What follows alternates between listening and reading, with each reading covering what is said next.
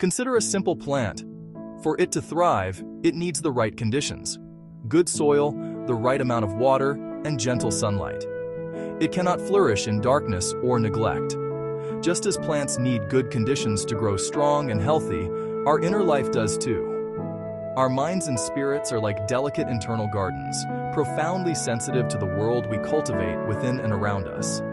The mind and spirit respond to environment, rhythm, words, and attention. Let's start with environment. This isn't about grand renovations, but small pockets of peace. A clear surface, a comfortable chair, a window with a view of the sky. Creating a small sanctuary for yourself, even in a corner of a room, sends a powerful message to your nervous system. This is a place of calm, a place to breathe. Then there is rhythm. Our bodies and minds love gentle, predictable patterns.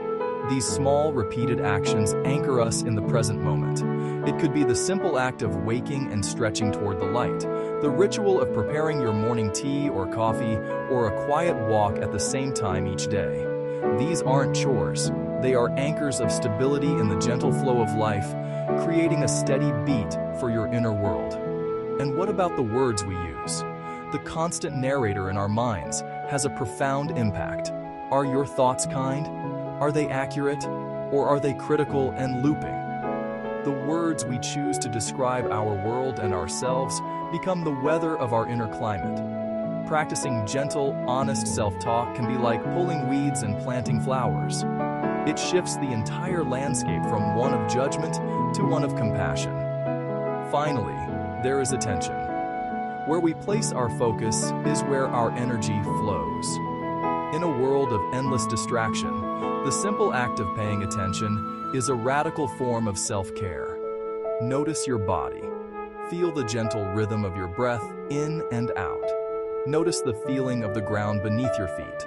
This simple, focused awareness brings you back home to yourself, to the quiet center that is always there. Inner conditions matter deeply.